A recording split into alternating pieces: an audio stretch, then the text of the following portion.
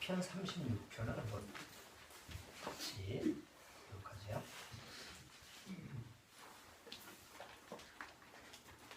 시편 36편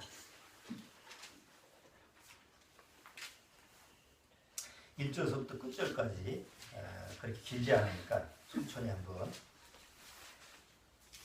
같이 읽고 시작하도록 하겠습니다. 자, 시편 36편 1절서부터 12절까지 천천히 같이 한번 읽어보죠. 악인의 죄업이 내 마음에 이르기를 그 목전에는 하나님을 두려워함이 없다 하니 저가 스스로 자응하기를 자기 죄악이 드러나지 아니하고 미워함을 받지도 아니하리라 하도다. 그 일의 말은 죄악과 회개하리라. 지혜와 선행을 그쳤도다. 저는 그 침상에서 죄악을 꾀하며 스스로 불선한 길에 서고 악을 싫어하지 아니하는도다. 여호와여 주의 인자하심이 하늘에 있고 주의 성실하심이 공중에 사무쳤으며 주의 의는 하나님의 산들과 같고 주의 판단은 큰 바다와 일반이라. 여호와여 주는 사랑과 진성을 보호하시나이다. 하나님이여 주의 인자하심이 어찌 그리 보배로우시니요. 인생이 주의 날개 그늘 아래 피하나이다. 저희가 주의 집에 살찐 것으로 풍족할 것이며 주께서 주의 복락의 강수로 마시우시리라.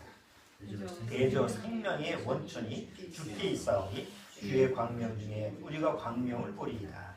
주를 아는 자에게 주의 인자하심을 계속하시며 마음이 정직한 자에게 주의 의를 베푸소서. 교만한 자의 발이 내게 미치지 못하게 하시며 악인의 손이 나를 쫓아내지 못하게 하소서. 죄악을 행하는 자가 거기 넘어졌으니 엎드러지고 다시 일어날 수 없으리이다. 자, 오늘 시편 36편은 그 다윗이 세상에서 하나님을 믿지 않는 사람, 여기 이제 악인이라고 하는데 그 뭐 조금 영어 단어 표현적으로 보면 사악한 자, 굉장히 그 질이 나쁜 사람이죠. 근데 우리가 성경을 통해서 자꾸 이런 성경적인 단어를 접하면 저 감옥에 간 사람, 뭐 살인범들, 아주 이런 그 나쁜 사람들, 나쁜 어떤 이미지만 이렇게 생각하는데 사실 성경에서 우리가 그런 고정관념이 좀 벗겨져야 돼요.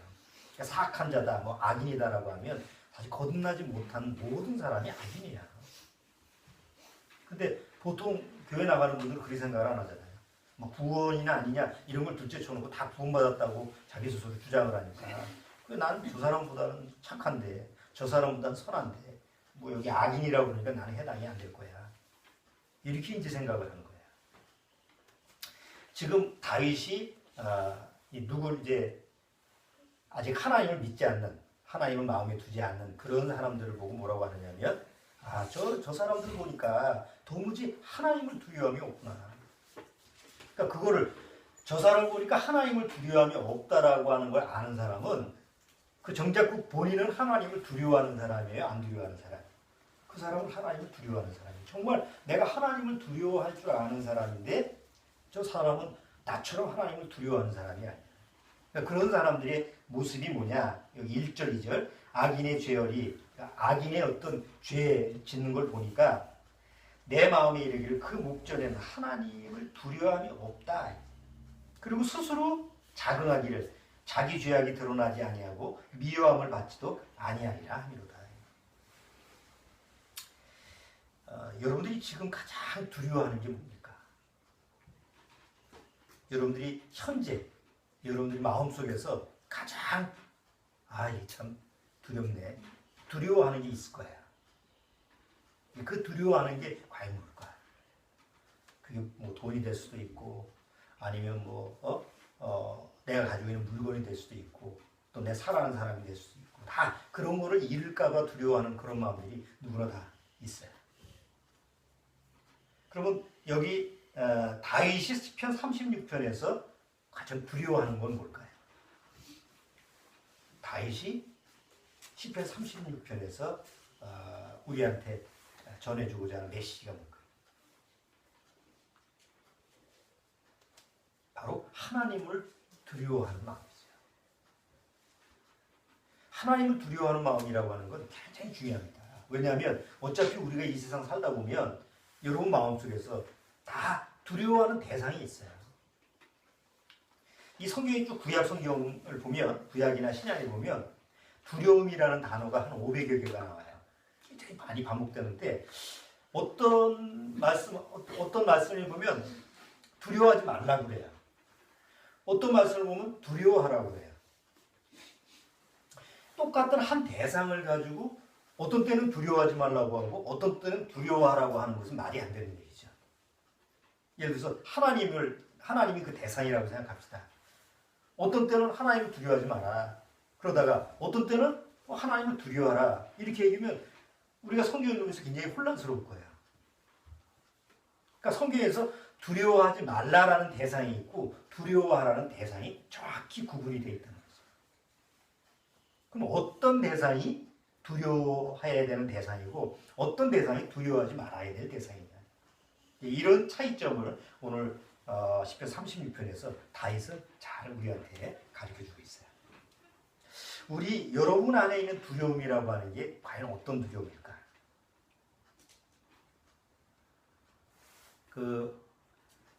엄마 뱃속에 있는 아기가 두려움이 있을까요? 없을까요? 엄마 뱃속에. 우리가 모태에 있을 때, 엄마 뱃속에 있을 때 두려움이라는 게 있었을까? 없었을까요?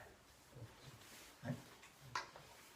주은이 한번 잘 생각해봐. 엄마 뱃속에 네가 가장 최근에 가장 최근에 엄마 뱃속에 있었던 사람이잖아. 그 사람은 시간이 너무 지나가지고 잊어버리는데 그래도 너는 그래도 아직까지는 조금 기억하지 않을까? 엄마 뱃속에 있을 때 뭐가 두려웠을까?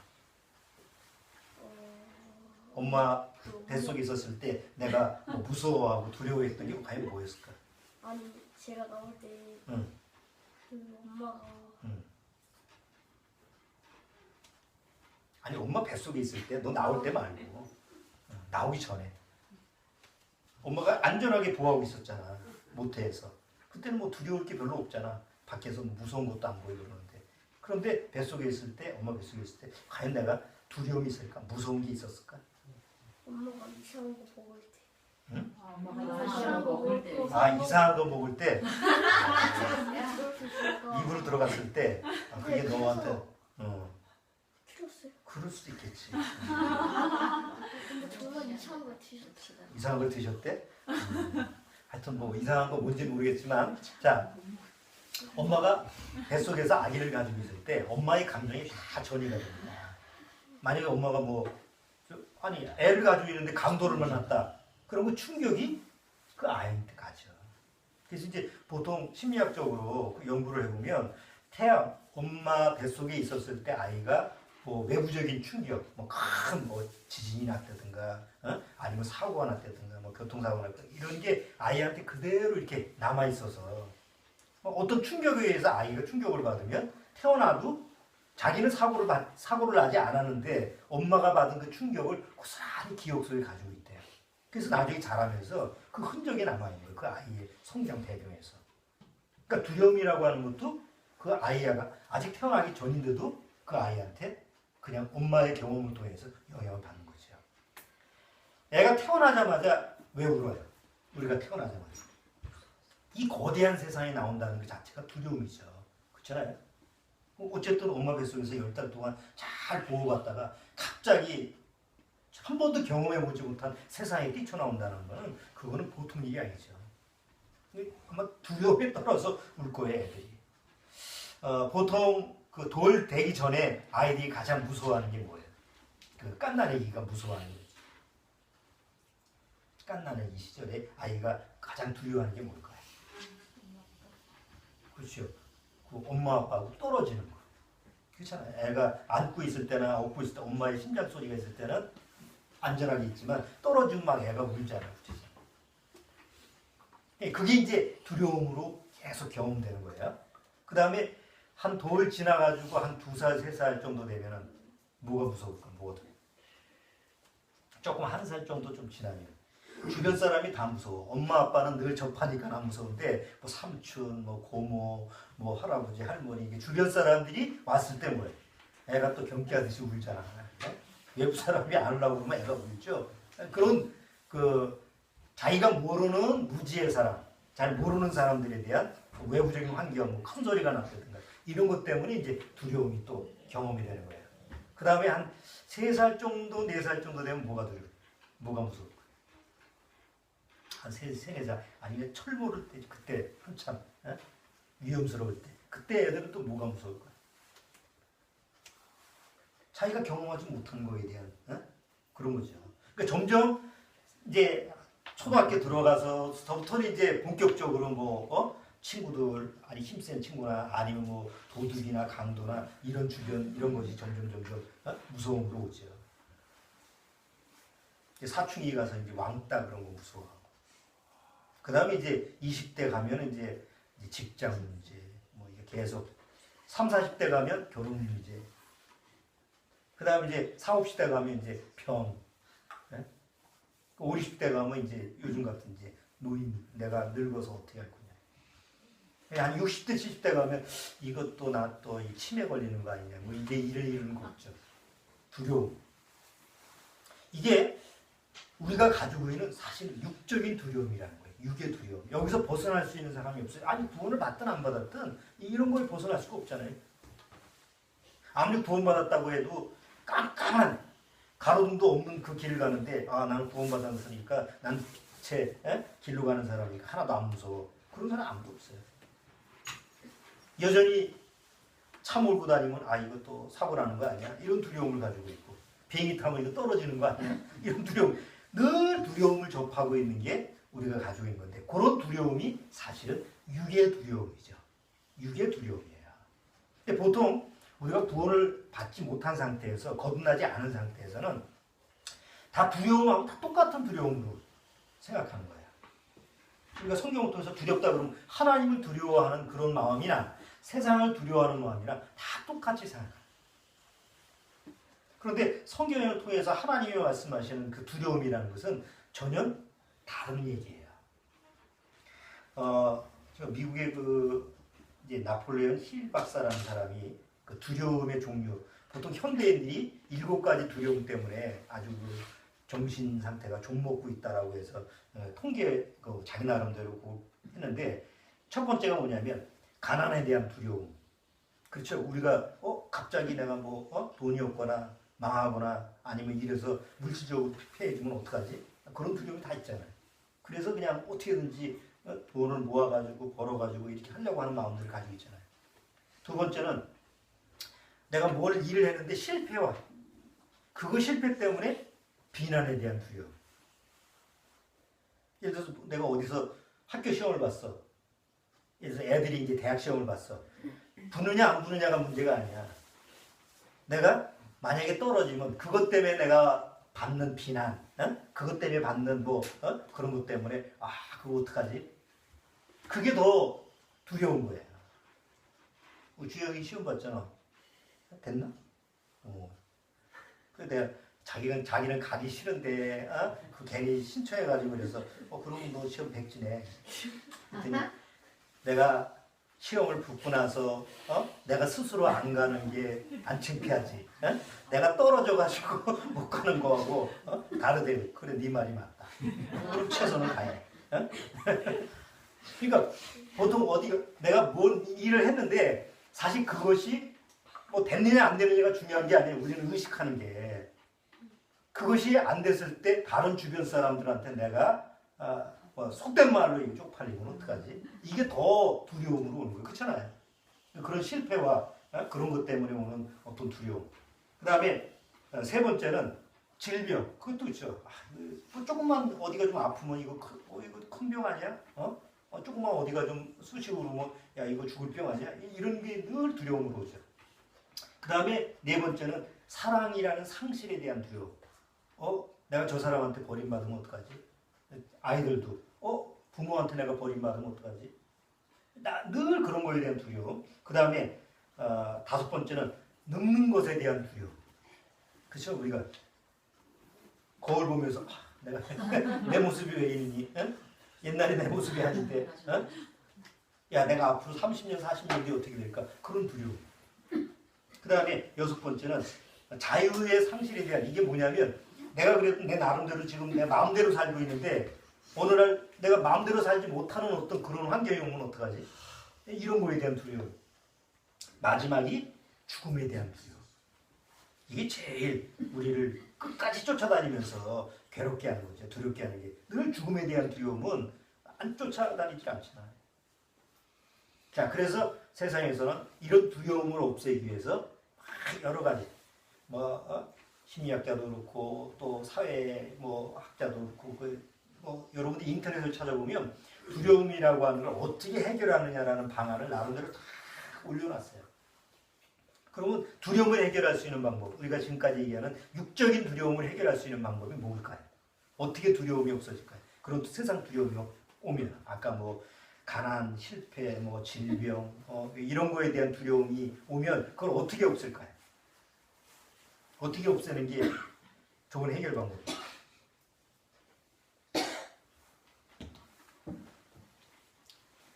어떤 두려움이든 원인이 있으니까 그냥 두려워하지 말고 그 원인을 제대로 찾아봐라. 원인을 찾으면 어떻게 나름대로 해결 방안을 찾을 수 있습니까? 그게 이제 세상에서 보통 공통적으로 이렇게 해답을 주는 거더라고요. 두 번째는 두려움이 왔을 때 도망가지 말고 맞서라. 두려움이라고 하는 것이 여러분 두려움은 과거 것을 두려워합니까? 미래 것을 두려워합니까? 여러분 네? 걱정, 염려, 두려움 다 이거는 과거 것이 아니에요. 옛날 것을 두려워하는 사람 한 사람도 없어. 내가 10년 전에 내가 그런 일을 당했는데 아직도 무서워. 옛날 무서운 감정을 떠올리는 거지 지금 무서운 건 아니잖아요. 내가 두려운 건 지금 미래의 일이에요. 그러니까 미래 아직도 닥치지도 않은데 부딪혀보지도 않고 두려워하는 건 허상이라는 거죠. 맞는 말이에요. 그렇잖아요. 미래의 일인데. 그래서 도망치지 말고 아직 오지 않는 거니까 안 올 수도 있는 건데 두려워하지 말고 맞서라. 그리고 그 두려움이 왔을 때 스스로 해결하려고 하지 말고 도와줄 수 있는 진짜 멘토를 찾아라. 상담자를 찾으라는 거죠. 보통 세상에서 제시해 주고자 하는 그런 두려움을 해결하는 해결책이에요. 그런데 거기서 해결되지 않은 문제가 있어요. 다 그런 가난이나 아니면 병이나 이런 거는 미리미리 그렇게 해결한다 쳐. 마지막 7번째 죽음은 어떻게 해결할 거예요? 죽음이라는 건 그렇게 해서 해결되는 게 아니잖아요. 죽음을 해결할 수 있는 멘토가 있나요? 없잖아요. 고작 인간적으로 해줄 수 있는 건 뭐죠? 호스피스, 죽음을 준비해주는 그런 도움이다. 그런 정도지 뭐. 자, 우리는 성경을 믿는 사람이고 하나님의 말씀을 믿는 사람이니까 과연 두려움은 언제서부터 시작됐을까요? 한번 성경을 통해서 두려움은 과연 언제서부터 시작됐을까? 그걸 이제 성경을 통해서 한번 찾아보는 거예요.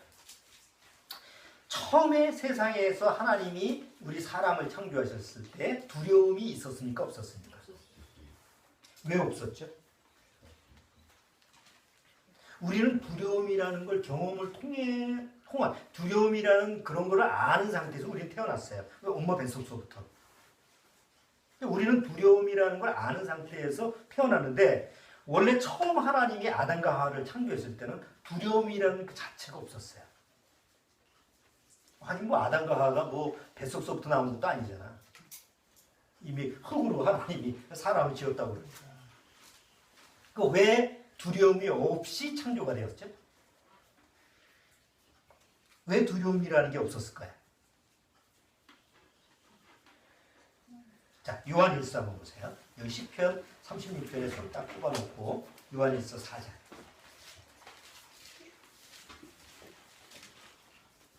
요한일서 4장.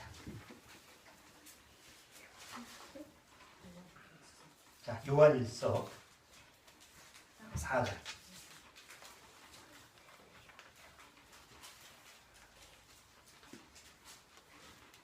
요한일서 4장. 아직 못 찾았어요? 저 뒤에 있는데. 요한계시록 그쪽 방향에 있는데. 찾았어? 자, 4장. 4장 18절. 자, 요한일서 4장 18절. 뭐라고 돼 있죠? 사랑 안에 두려움이 없고 온전한 사랑이 두려움을 내어 쫓나니 두려움에는 성분이 있습니다. 두려워하는 됐어. 여기 뭐라고 돼 있죠? 사랑 안에는 두려움이 없다고 돼 있죠? 요한복음에 보면 하나님은 뭐라고 그랬어요? 하나님은 사랑이시라. 하나님의 본질 자체가 사랑이기 때문에 사랑 안에는 두려움이라는 게 없어요. 그런데 하나님이 이 세상을 창조할 때 하나님 안에는 두려움이라는 게 없는데 하나님이 이 세상을 창조하실 때 두려움이라는 게 있을 필요가 없어요. 여러분 두려움이라는 건 뭐예요? 두려움은 가만히 있는데 이렇게 나오는 감정이 아니에요. 두려움이라고 하는 것은 뭔가 외부적인 어떤 조건이 있어야 돼요. 그러니까 이유가 있어야만이 두려움이라는 감정이 나온다는 거죠. 그냥 가만히 나오는 게 아니야. 우리 안에 감정이라는 수많은 감정이 있는데 가만히 있어도 나오는 감정들이 많아요. 그런데 가만히 있는데 두려움이 다 나오는 그런 건 감정이 아니에요. 꼭 뭐 무서운 걸 본다든가 어떤 두려운 환경에 와야만이 우리가 두려움을 느끼는 거죠. 근데 처음에 하나님이 창조하셨을 때는 하나님의 사랑 안에는 두려움이 없기 때문에 이 세상 하나님이 창조할 당시에 두려움이라는 건 필요가 없는 감정이죠. 그래서 두려움이 없이 창조가 됐어요. 아담과 하와가 사실은 두려움이 필요가 없었어요. 여러분 뱀 보면 두렵죠? 뱀을 보면 왜 두렵죠? 물론 뱀 만져가지고 뭐 저기 애완동물로 키우는 사람도 있더라고.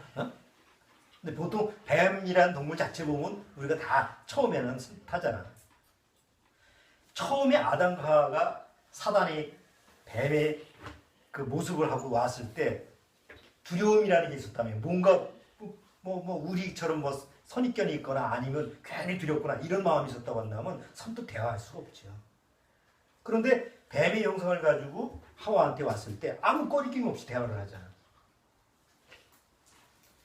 하와가 결국 뱀의 말을 듣고 하나님 말씀을 어기고 그 다음에 아담이 하나님 말씀을 어겼어요. 그 다음에 어떻게 됐어요? 하나님 말씀을 불순종한 다음에 아담과 하와 마음속에서는 어떤 마음이 들었어요? 아이고 뭔가 잘못됐어. 에? 자, 이런 경험은 우리가 옛날 어렸을 때 많이 경험했던 거예요. 집에서 막 놀다가 재밌게 놀고 그러는데 뭘 하나 깨트렸어. 귀중품을 하나 깨트렸어. 뭐 놀다가. 그러면 그때 마음이 어때요? 아이코. 대문에서 이제 엄마가 들어오는 소리가 들리면 됐다 어디에? 숨어. 왜 숨어?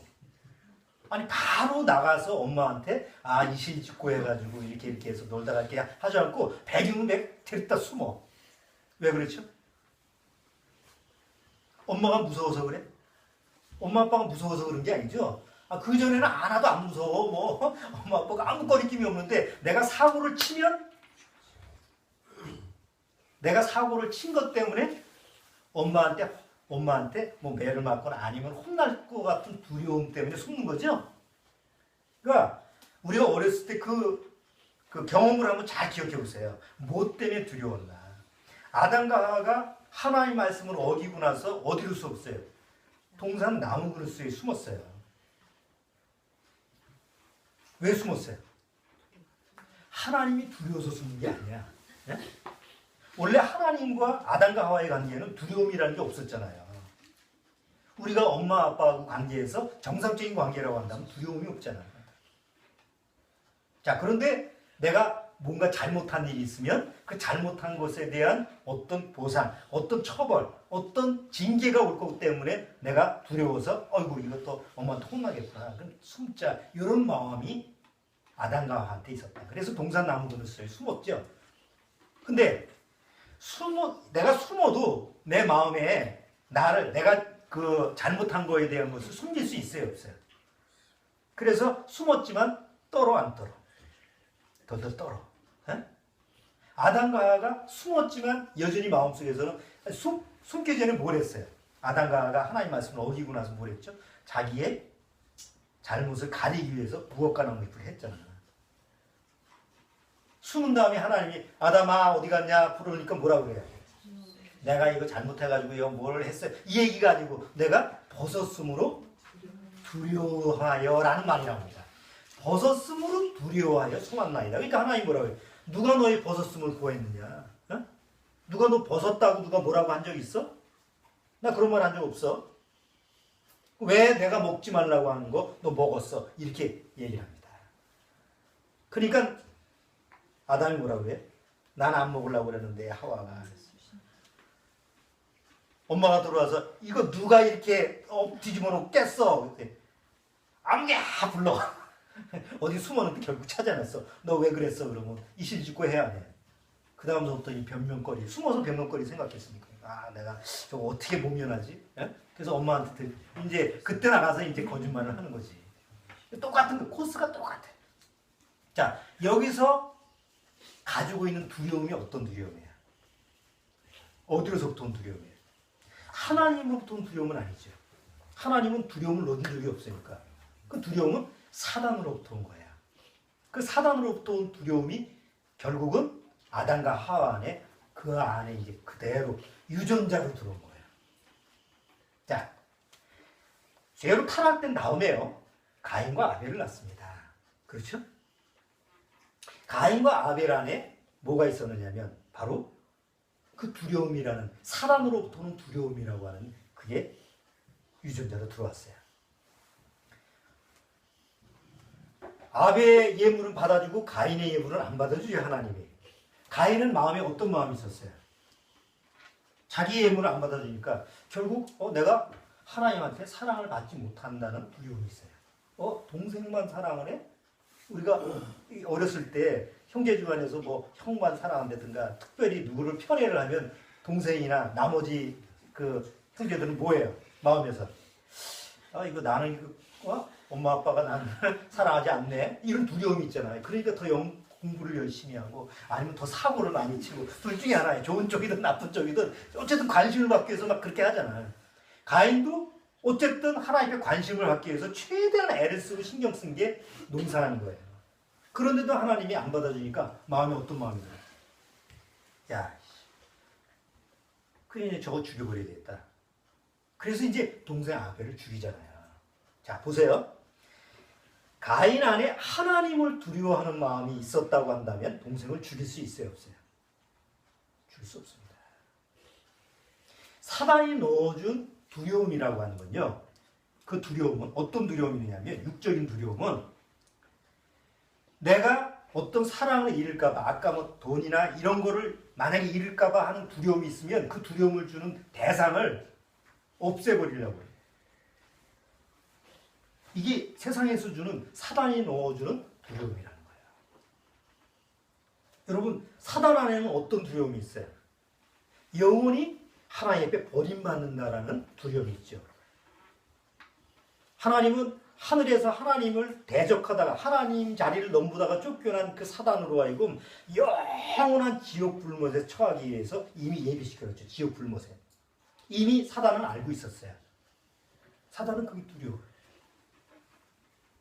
근데 하나님을 대적할 수 없으니까 하나님의 사랑의 대상을 내가 뺏어다가 나하고 같이 가야 되겠다라고 생각한 거 아니에요. 그게 사단 안에 있는 두려움의 결과예요. 여러분 육이라는 두려움은요.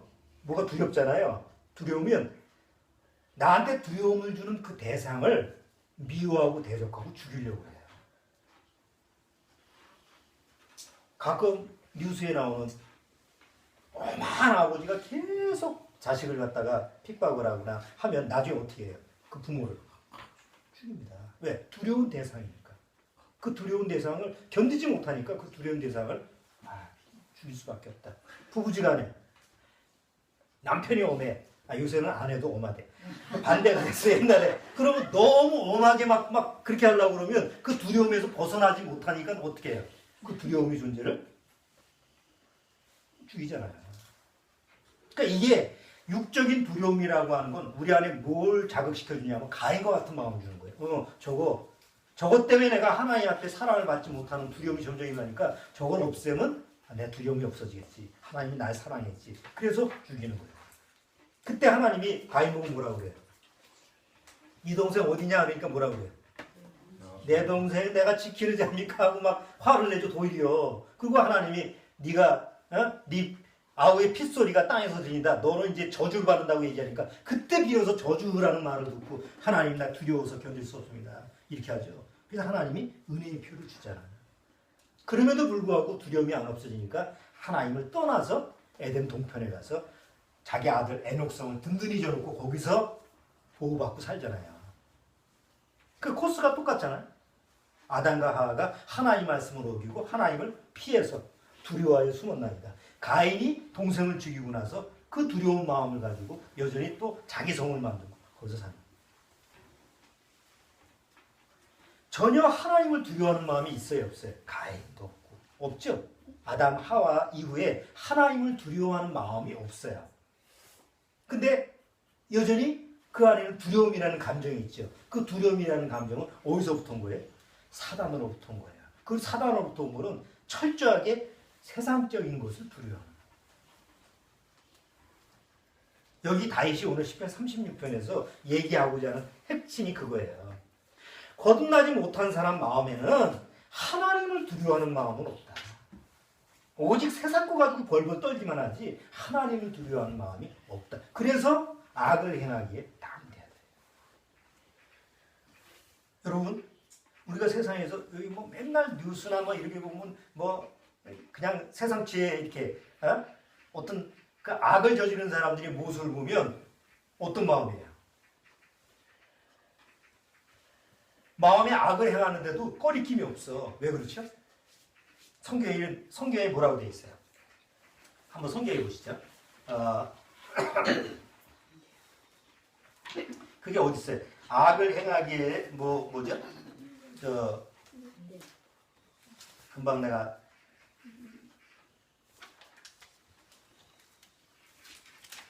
전도서인가? 잠언이에요? 네?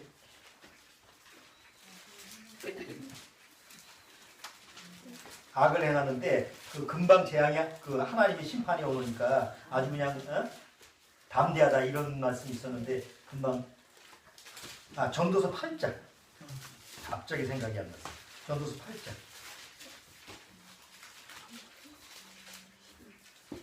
자 전도서 8장 11절 자 전도서 8장 11절 8장 11절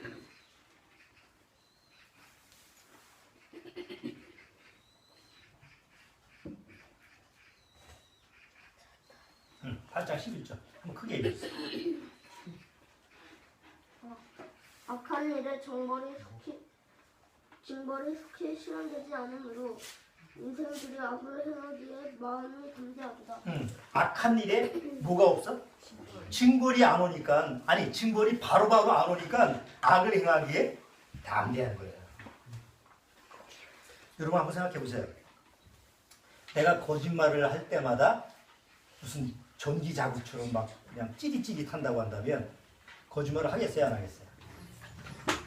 내가 악한 생각이 나올 때마다 막 뼈가 쑤시고 막 이런 그 고통이 나한테 온다고 한다면 안 하지. 근데 그런 일이 있습니까? 내가 악을 행하고 내가 거짓말을 하고 내가 다른 사람한테 피해를 주는데 나한테 무슨 뭐 해가 오는 게 있어요? 세상에 전혀 없습니다. 그러니까 악을 행하기에 담대할 수밖에 없지. 거듭나지 않는다고 해서 하나님을 영접하지 않는다고 해서 하나님의 사랑을 거절한다고 해서 그때처럼 막 통증이 오고 막 아주 고통스럽다고 한다면 막 구원받기도 전에 다 죽을 거예요. 하나님도 그런 분도 아니고. 그래서 악을 행하기에 담대한 거예요. 여러분 보통 아무리 교회를 열심히 다녀도요, 이 육적인 두려움만 있으면 하나님을 그냥 무서운 대상으로만 봐요. 여러분 세상에서요, 우리가 잘 생각해 보세요. 좀 부모가 무서워, 부모가 좀 엄하고 무서워. 그러면 부모와 가까워질 수 있어요, 없어요? 좀 뭐 아버지가 옛날에 아버지가 굉장히 엄하신 그 아버지잖아. 그래서 아버지하고 가깝지 않지. 물론 아버지지만 사이가 그렇게 가까울 수가 없어요. 만약에 어머니가 엄하다. 그러면 엄마하고 사이가 가까워질래? 가까워질 수가 없어. 사회생활하면서 직장에 갔는데 사람이 무섭게 생겼어. 그러면 처음부터 그 사람한테 가까이 가요? 못 가요? 못 갑니다. 세상에 사기꾼 쳐놓고 무서운 사람 하나도 없습니다. 무서운 사람은 사기를 못 쳐. 그러니까 우리가 세상에 살면서 뭔가 무서운, 왜 내가 눈으로 보기에 무섭다라고 하면 가깝게 하기가 어려워요. 무서운 데는 잘 안 가잖아. 왜 교회를 열심히 다니면서도 하나님과 가까워할 수가 없느냐, 가깝지 못하느냐. 여전히 마음에 뭐가 있어요? 하나님을 무서워하는 마음이 있어요. 두려워하는 마음이 있어요. 그런데 그 하나님을 무서워하고 두려워하는 마음이 사단으로부터 오는 두려움으로 내 안에 하나님을 두려워한다고 한다면 절대 하나님과 가까워질 수가 없다는 거예요. 나중에 종교적인 두려움하고 진짜 하나님이 얘기하시는 두려움이라는 거 가지고 다시 한번 얘기할 기회가 있겠지만, 오늘은 육적인 두려움과 하나님이 주시는 그런 두려움, 좀 용어로 얘기하면 거룩한 두려움이에요.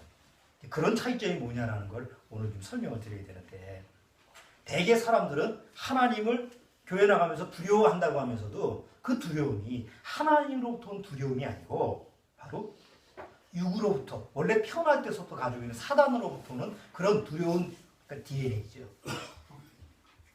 하나님으로부터 온 두려움이 아니에요. 하나님으로부터 온 두려움이 아니면은 절대 하나님을 제대로 두려워할 수가 없어요. 네, 그 좋은 예가 아브라함이에요. 아브라함이, 하나님이 아브라함을 부르기 전까지 세상에는 하나님을 두려워하지 않아요. 왜냐?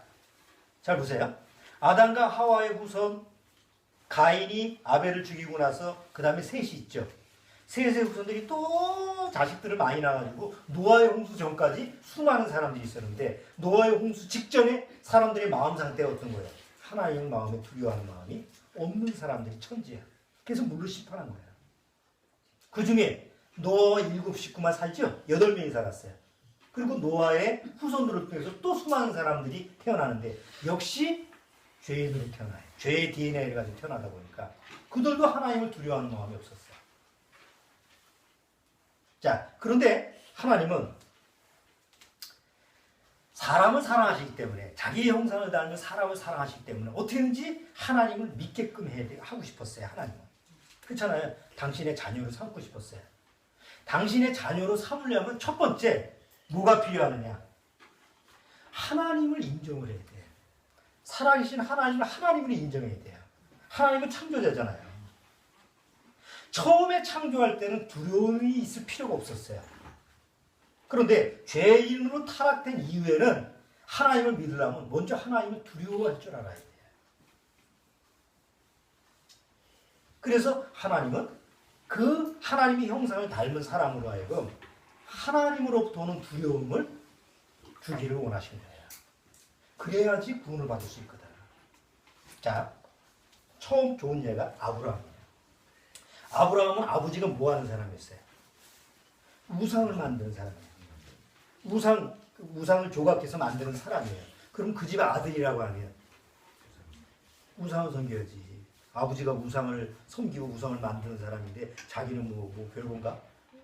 근데 하나님이 그 아브라함을 부르죠. 너는 그때 나이가 몇 살이에요? 네? 6살이 아닙니다. 60살입니다. 적어도 그 당시 60살 정도 된다고 하면 인생 많이 산 거예요. 그래도 요즘처럼 얘기하면 반은 산 거야. 그리고 자기 삶의 영역도, 또 자기가 살아가는 세상 입지도 딱 든든해질 때야. 다 버리고 너 내가 지시하는 땅으로 가라. 거긴 한 번도 가보지도 않고 소식도 못 듣고 뭐 얘기도 못 듣는 땅이야. 미지의 땅이에요. 여러분 같으면 가시겠어요?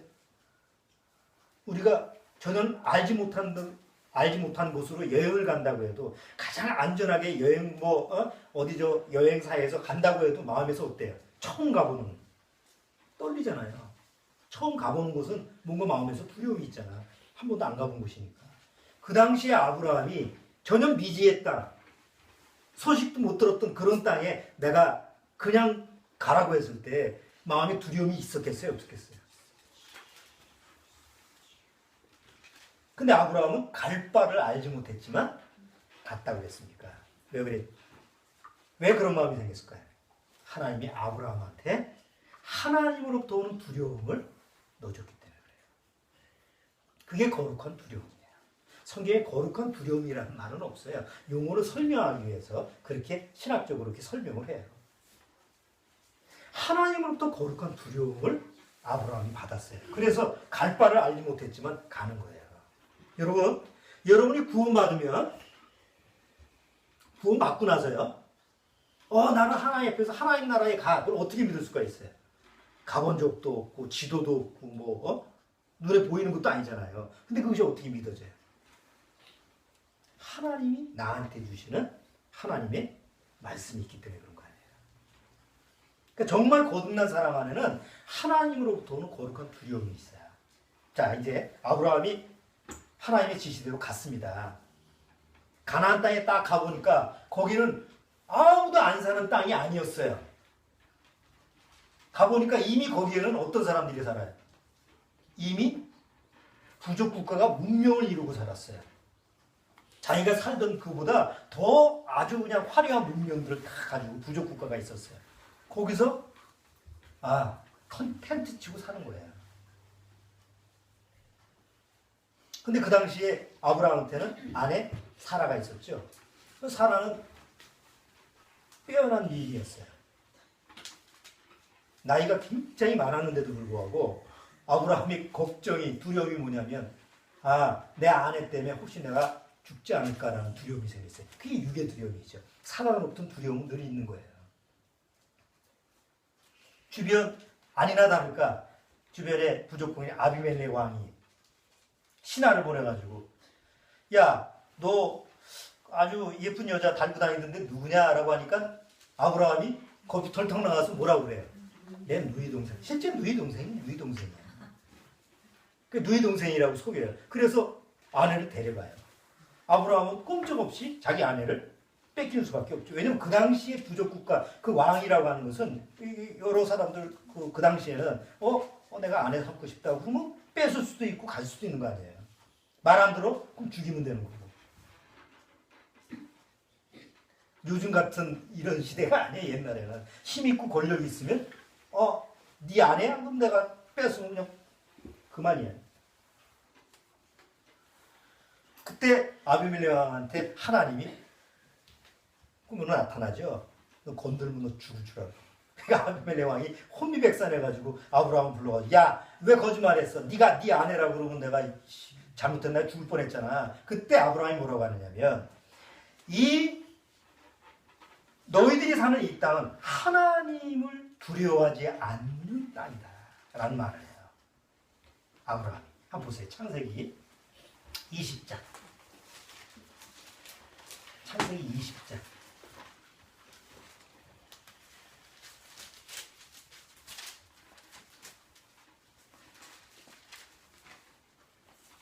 창세기 20장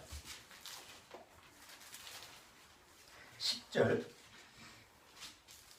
자, 10절, 11절 거기 읽어주세요. 10절에서 12절까지 읽어주세요. 아비멜렉이 또 아브라함에게 이르되 네가 무슨 의견으로 이렇게 하였느냐. 아브라함의 가로되 이곳에는 하나님을 두려워함이 없으니 내 아내를 인하여 사람이 나를 죽일까 생각하였으며. 됐어요. 자, 아브라함이 뭐라고 그래요? 이 땅은 어떤 땅이에요? 하나님을 두려워하지 않는 사람들이 사는 땅이기 때문에 쉽게 말하면 이건 개판이에요.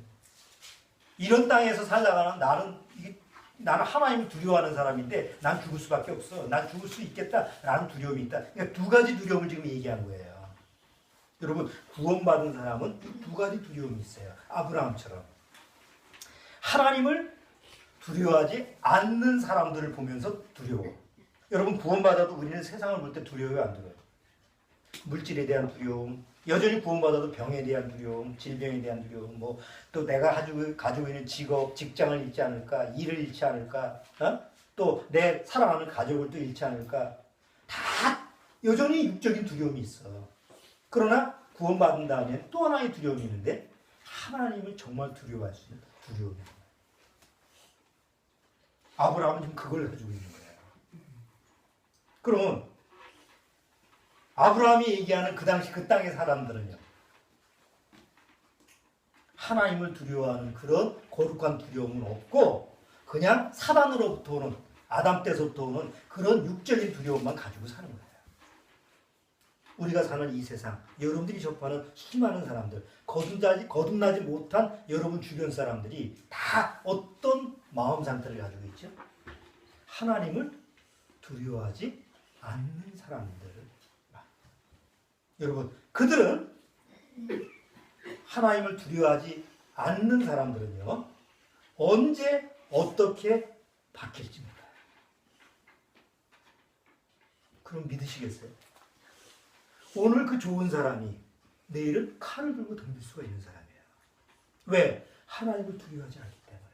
오늘 나하고 우정을 나눴던 사람이 내일 나를 등에서 칼을 꽂을 수 있는 사람이 세상 사람이에요. 세상에도 세상은 정글이야. 약육강식이야. 오늘은 좋게 지나지만 내일은 나한테 적이 될 수 있는 게 세상 아니에요? 그들 마음의 바탕에 뭐가 있어서 그런 거예요? 바로 하나님을 두려워하지 않는 마음 상태. 오직 세상에 대한 육적인 두려움만 가지고 사는 사람. 이 성경을 보면 이렇게 아브라함처럼 하나님으로부터 거룩한 두려움을 받은 사람들이 계속 하나님의 쓰임을 받아요. 하나님 말씀을 전하는 사람들. 모세. 나중에 하나님의 이끄심을 받고 광야에서 40년 동안 하죠. 나중에 하나님 쓰임 받을 때 어디 가서 하나님 만나요? 호렙산에 하나님이 올라오르잖아. 호렙산에 갔더니 가시나무가 있었는데 막 불이 막 타죠. 그때 모세가 하나님 앞에서 하나님을 두려워하여라는 말이 나옵니다. 신을 벗으라고 하니까. 그게 하나님부터 거룩한 두려움을 받는 거예요. 그 다음부터 모세는 어떤 사람이 됐어요? 세상을 두려워하지 않는 사람이 됐어. 그렇죠?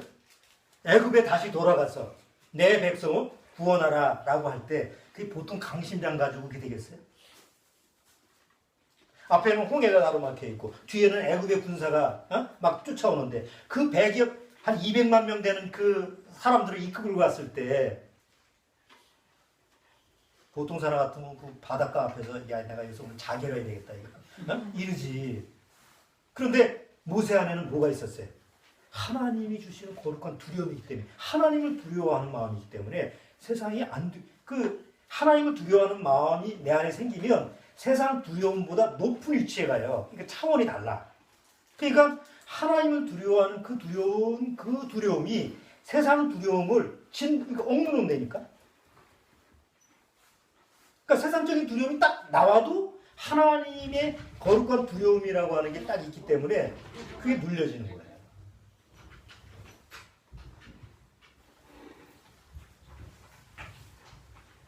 자, 빨리 오세요. 누군지 모르지만.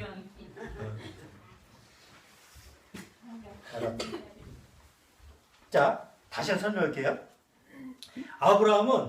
아브라함이 육적인 두려움만 가지고 있으면 절대로 믿음의 조상이 될 수가 없어요. 그렇죠? 아브라함도 여전히 우리처럼 육의 실수가 있고 육의 실패를 한 사람이 그래요. 자, 그런데 어떻게 믿음의 조상이 됐어요? 아브라함 안에 뭐가 있었어요? 하나님 주신 거룩한 두려움이라는 게 있었어요. 성경에 보면 하나님의 거룩한 두려움을 받은 사람은 이상하게 세상을 이기는 사람의 모습으로 탁 나타나. 근데 하나님을 두려워하지 않는 사람들은 결국은 세상 밥이 돼요. 왜 그런지 아세요? 세상 신이 누구예요? 세상을 주관하는 자가 누구예요? 사단입니다. 사단은 딱 보면 누구를 무서워하는지를 알아. 세상만을 막 무서워하는 사람들, 세상만 두려워하는 사람은 사단의 밥이에요. 그렇죠? 사단이 딱 보고 있다가 저게 돈을 굉장히 무서워하네. 딱 주판을 튕겨보니까 1억을 때려치면 저거는 아주 꼼짝 못하는 놈이야. 그러면 사단의 밥이야. 저거는 아주 건강에 대해서는 부들부들 떠네. 그 어디 하나 딱 쳐가지고 저거 한번 병나게 하면 그거 아주 그냥 내 밥이 되겠구나. 그러니까 세상 가지고 부들부들 떠는 사람은 사단의 밥이기 때문에 현재는 멀쩡하도 미래는 보장할 수가 없어요. 그래서 허구한 날 부들부들 떠는 거예요. 그런데 어느 날 하나님의 거룩한 하나님의 그 두려움이, 거룩한 그 두려움이 하나님을 딱 받은 사람은 그런 육적인 두려움, 세상의 두려움이 탁 올라와도 하나님의 거룩한 두려움이 그걸 짓눌러요. 야, 그게 뭐가 무서워? 진짜 내가 두려워하는 게 하나님이라고 한다면 그 나머지 것은 하찮은 거야. 그러니까 자동적으로 정리가 되면서 세상이 점점 두려워지 않는 쪽으로 가는 거야. 이게 구원받은 사람과 못 받은 사람이 차이점이에요. 아무리 교회를 열심히 나가도 하나님의 거룩한 두려움이 없는 사람은요, 사단을 통해서 어느 날 하나님을 떠나게 돼요.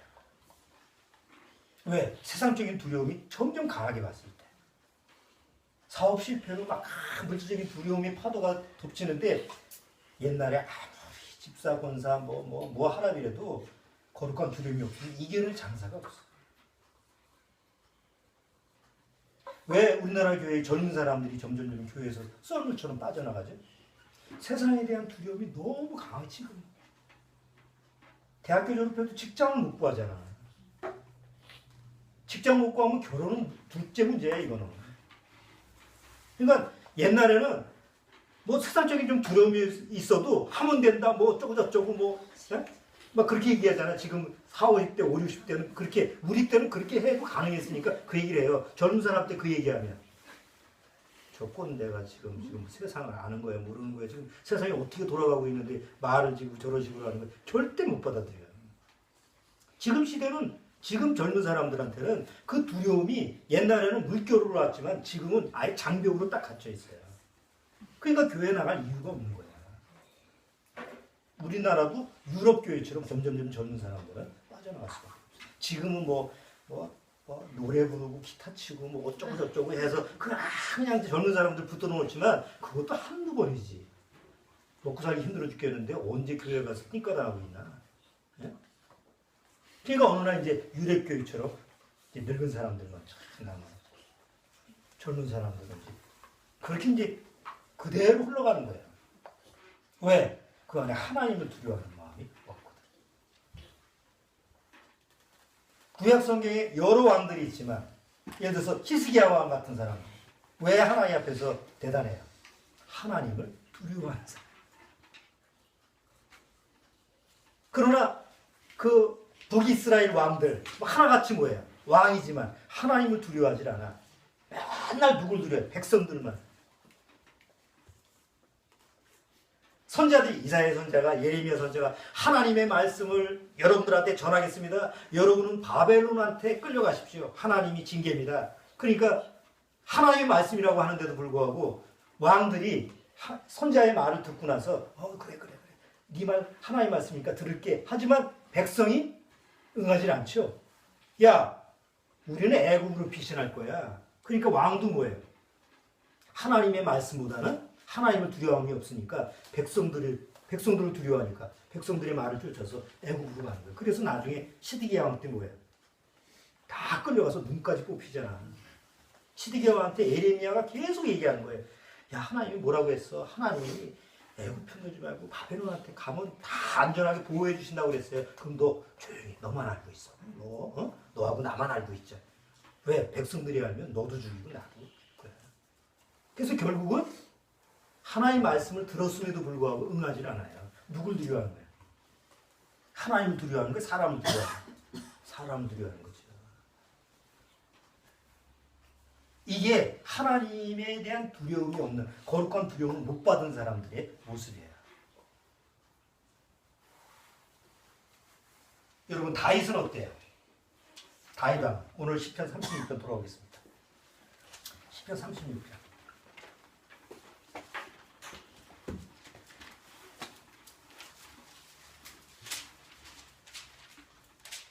시편 36편. 자, 시편 36편. 악인의 죄열이 내 마음에 이르기를 그 목전에는 하나님을 두려움이 없다니 저가 스스로 자긍하기를 자기 죄악이 드러나지 아니하고 미워함을 받지도 아니하리라 하미로다. 다윗은 구원받지 못한 사람, 자기처럼 하나님 앞에 거룩한 두려움을 못 받은 사람들은 하나님을 두려움이 없기 때문에 그냥 악 속에서 산다라고 정의를 내린 거예요. 소망. 그래서 거듭나야 돼요. 계속 우리가 강조하는 것이 이 교회를 열심히 나오라는 얘기가 아니야. 기독교 종교를 기독교 종교인이 되라는 얘기가 아니잖아. 일단은 하나님으로부터 오는 생명을 받으라고. 영의 거듭남을 받아야 돼. 그러면 하나님을 정말 하나님을 두렵게 여기는 거룩한 두려움이 내 안에 와요. 거룩한 두려움이 오면 육적인 두려움을 이길 수가 있어. 육적인 두려움을 이겨야만이 세상을 이길 수가 있다니까. 여러분 보세요. 밤에 자는데 밖에서 소리가 나. 그럼 불안해 안 불안해? 나 혼자 있다고 생각해. 아무도 없는데 집에 나 혼자 덩그리 있는데 집에서 막 옆에서 소리가 나고 달려다 소리가 나고 누가 쳐들어오고 막 그리고 이제 상상력을 그때서 발휘하는 거야. 무슨 놈이 왔구나. 저기 발자국 소리구나. 지금 문을 가지고 톱으로 자르고 있구나. 막 오만 가지 상상을 해. 그러면 거기서 헤어날 수 있어요, 없어요? 없습니다. 막 부들부들 떨어. 근데 꼬박 밤을 새우고 아침에 일어나는데 들어온 흔적은 없어. 밖에 나가보니까 누가 온 흔적도 없어. 그러면 자기가 하루 밤속에 떨고 두려워했던 건 뭐예요?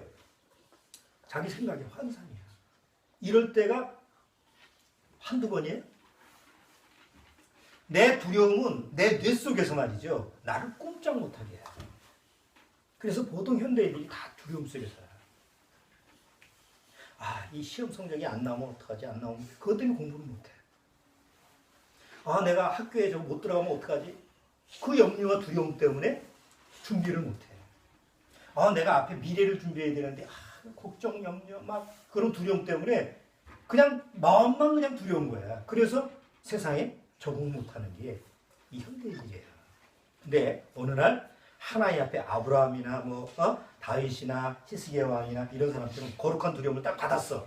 그러면 이런 육적인 두려움이 딱 들어왔을 때 어떻게 해요? 나는 하나님을 두려워하는 사람이지. 하나님을 두려워하는 사람이 세상 두려움이라는 거 별거 아니지라는 게 마음에서 정리가 딱 된다니까.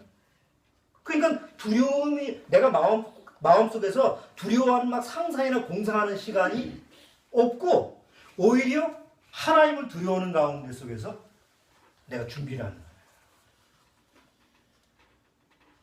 이 주님이가 그래야 되는데 빨리 구원받아야 돼. 공부를 제대로 하고 네 진로를 제대로 찾으려면 내가 교회를 열심히 나오라는 얘기가 아니잖아. 먼저 거듭나야만이 이런 거룩한 두려움이 딱 있기 때문에 세상에서 두려운 마음이 없어져. 아주 담대해져. 그러면 내가 하고 싶은 거를 자신 있게 할 수가 있어. 뭔 일을 해도. 살아있고 마찬가지야. 내가 앞으로 뭘 하고 싶다 맘만 가지고 되는 게 아니야. 세상을 이렇게 만만하게 보면 안 돼. 세상은 호락호락한 게 아니야. 사단이 주관하는 세상입니다. 근데 하나님을 두려워하는 그런 거룩한 두려움을 가지고 있으면 세상이 만만하게 보여. 왜? 하나님을 두려워하는 그런 마음이기 때문에. 예수님이 오셨어요. 예수님이 이 세상에 두려워한 적이 있어요? 누구를 무서워한 적이 있어요? 예수님이. 예수님이 쪼시더라. 예수님은 누가 죽이려고 그러니까 예수님이 막 움찔해가지고 예수님이 이런 적이. 왜요? 예수님 안에는 누구를 두려워하는 마음이 있어요? 누구를 경외하는 마음이 있어요? 하나님을 경외하는 마음이 있어요. 강도들이 가룟 유다하고 군사들이 와서 잡아가려고 했을 때 오줌 싸고 막 나 이거 못 살겠다. 이제 이 이름은 이건 완전히 그림이 안 되지.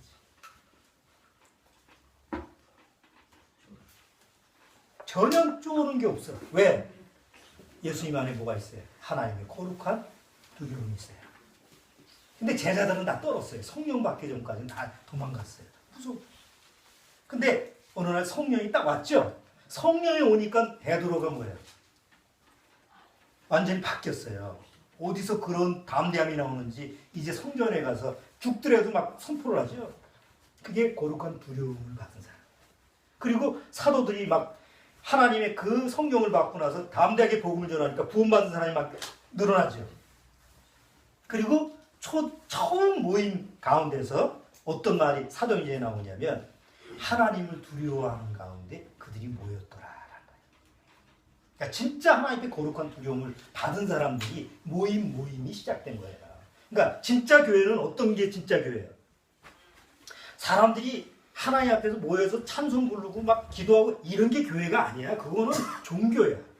어디나 다 할 수 있어. 진짜 교회는 하나님의 거룩한 두려움을 가진 사람들이 모인 게 진짜 교회야.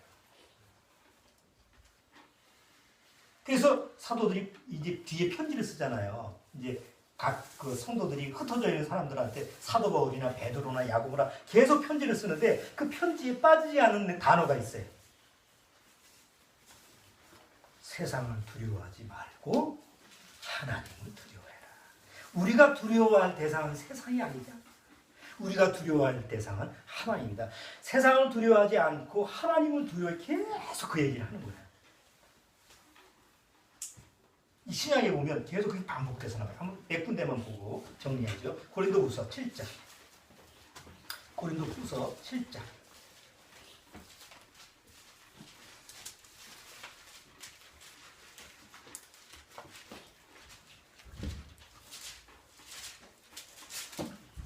자, 고린도후서 7장 1절. 7장 1절 읽어줘요. 그런즉 사랑하는 자들아 이 약속을 가진 우리가 하나님을 두려워하는 가운데서 거룩함을 온전히 이루어 육과 영의 온갖 더러운 것에서 자신을 깨끗게 하자.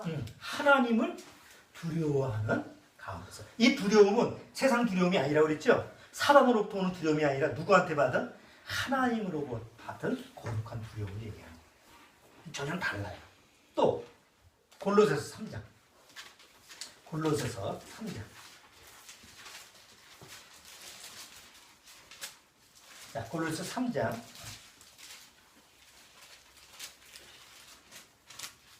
3장 22절. 감옥에서 쓴 거 아닙니까? 사도 바울이. 자, 3장 22절. 자, 거기도 한번 읽어주세요.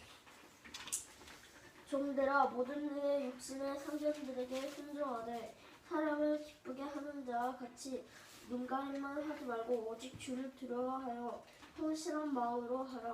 오직 뭐예요? 주를 두려워하여. 그 다음에 뒤에 뭐가 나오죠? 주님을 두려워하는 사람이 성실하게 살아.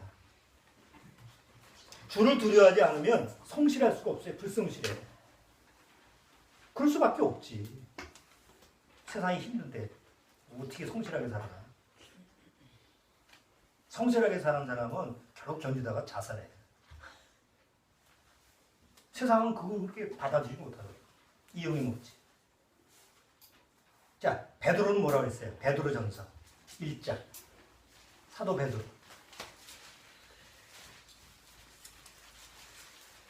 1장 17절.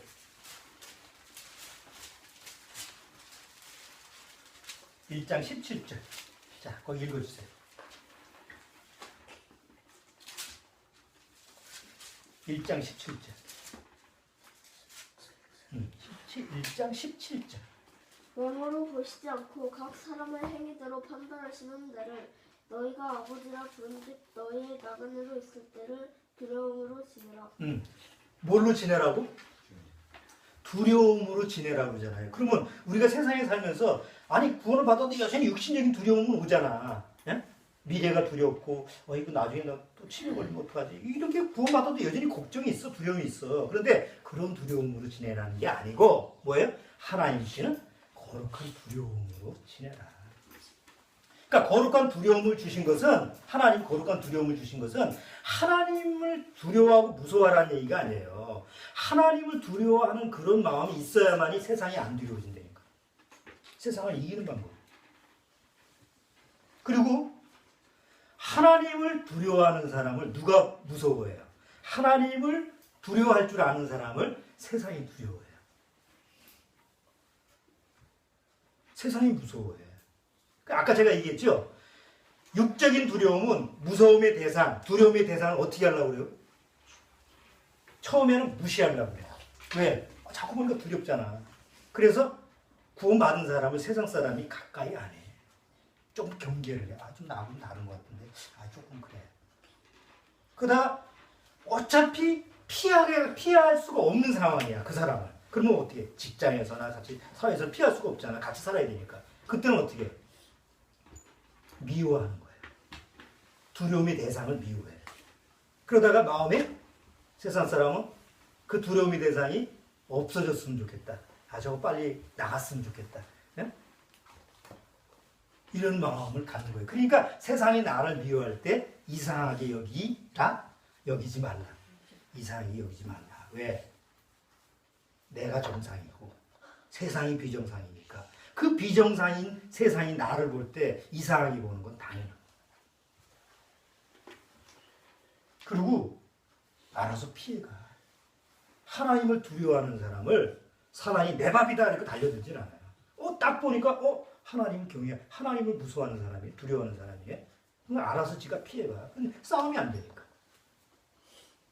이렇게 살아가야 된다는 거지, 세상. 근데 구원을 받지 못한 상태에서는 아무리 노력해도 안 사라져요. 왜? 막상 세상 파도가 오면 그것밖에 안 보여요. 그래서 뭘 받아야 된다? 하나님이 나한테 주시는 거룩한 두려움을 받아야 된다. 이 거룩한 두려움은 거듭나면 와요. 따로 받는 게 아니야. 거듭난 거 따로 받고 거룩한 두려움 따로 받는 게 아니야. 하나님 앞에서 거듭나면 그 거룩한 두려움이 따라와, 같이 와. 그래서 이제 구원 받은 다음에는 내가 작든 크든 경험을 해요. 세상 경험을 하면서 육적으로는 두려운 부분이 있는데 내가 하나님을 두려워하는 가운데 속에서 그 두려움이 오래 가지 않아. 처음에는 좀 두려움이 있다 하더라도 나는 하나님을 경외하는 사람이야. 나는 하나님을, 살아계신 하나님을 두려워하는 사람이야. 그러면 하나님을 내가 두려워하는 사람인데 굳이 하나님이 심판하는 이 세상을 두려워할 필요가 없지 하면서 마음의 자세가 이제 달라져요. 그리고 담대해지고. 오늘 시편 이제 36편에서 다윗은 그런 거예요. 하나님이 그 마음이 없는 사람은 하나님을 두려움이 없이 악을 마음대로 진다. 그러나 나는 하나님을 두려워하는 가운데 속에서 이렇게 산다. 그게 시편 36편에 돌아오겠습니다. 자, 시편 36편.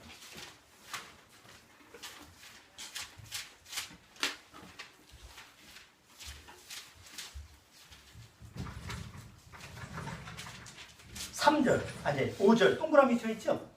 앞에는 하나님의 두려움, 하나님을 두려워하지 못하는, 하나님을 두려워하지 않는 사람들이 사는 삶을 얘기했다면 5절서부터 끝절까지는 나는 하나님을 두려워하는 사람으로 이렇게 산다라는 것을 설명하고 있어요. 잘 보세요. 5절 여호와여 주의 인자하심이 하늘에 있고 주의 성실하심이 공중에 감췄으며 주의 의는 하나님의 산들과 같고 주의 판단은 큰 바다와 일반이라.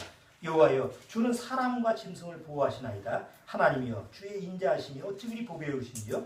인생이 주의 날개 그늘 아래 피하나이다. 항상 어디에 피한다고? 난 주님한테 피할게요. 세상 사람들은, 거듭나지 못한 사람은 결국은 세상 밥이지만 나는 하나님 앞에 피하겠습니다. 이게 되는 사람이야. 그 다음에 8절 저희가 주의 집에 살진 것으로 풍족할 것이라. 주께서 주의 복락에 강수로 마시우리이다. 대저 생명의 근원이 어디 있어요? 주께 있어요. 이게 정말 주님으로부터 거룩한 두려움을 받은 사람들이 마음에 딱 신지가 딱 꽂혀있는 거예요. 내 생명의 근원은 하나님 앞에 있습니다. 살아계신 하나님. 난 주님만 두려워하겠습니다. 그런 마음의 자세가 되었을 때 이 세상이 앞으로 어떤 파도가, 어떤 그냥 흉흉한 이런 파도가 나한테 부딪힌다고 해도 거기에 휩쓸려 가지 않고 하나님 앞에서 굳건히 내 믿음을 지킬 수가 있죠. 아니, 죽음도 두려워하지 않는데, 그렇잖아요? 구원받은 사람은 죽음이 안 두려워요. 여러분, 죽음에 대한 환경이 안 두려운 게 아니에요. 죽음이 무서워. 아파서 죽으면 어떡하지? 암병 걸려서 죽으면 어떡하지? 또 내가 무슨 치매나 와서 그렇게 비극적으로 죽으면 어떡하지? 아플 텐데. 그런 두려움은 있어. 그런데 죽음 자체가 안 두렵다. 왜? 죽음 이후에 내가 하나님 앞에서 약속이 있기 때문에. 죽음도 두렵지 않은 사람이 뭐가 두렵겠어요? 오늘 시편 36편 다윗의 시를 한번 마음에 묵상하시면서 나는 세상을 바라볼 때 어떤 시각으로 바라보지? 세상 사람처럼 그냥 세상만 바라보고 무서워하고 두려워하나? 아니면 하나님을 두려워하는 가운데 속에서 내 육신의 그 육신의 DNA로 오는 그 두려움을 나는 처리하는 사람이지. 오늘 시편 36편 다윗의 시를 보고 한번 우리 안의 두려움을 다시 한번 정리해봤습니다. 다음에 시편 뒤에 보면 또 두려움이란 그런 내용으로 나오는데 그때는 종교적인 두려움하고 진짜 하나님의 거룩한 두려움이 어떤 차이가 있는지 그것도 자세히 좀 알아보도록 하겠습니다. 기도하겠습니다. 하나님 아버지 감사합니다. 정말 살아계신 하나님을 진짜로 두려워할 수 있는 그 심령이 거듭난 사람입니다. 아무리 내가 교회를 열심히 나가고 교회에서 내가 하나님을 잘 믿는 사람이라 할지라도 거듭나지 못하면 결국은 세상만을 두려워하는 그런 사람으로 남을 수밖에 없는 줄 압니다. 여기 정말 하나님을 두려워하는 거룩한 두려움을 받은 심령들의 모임이 있습니다.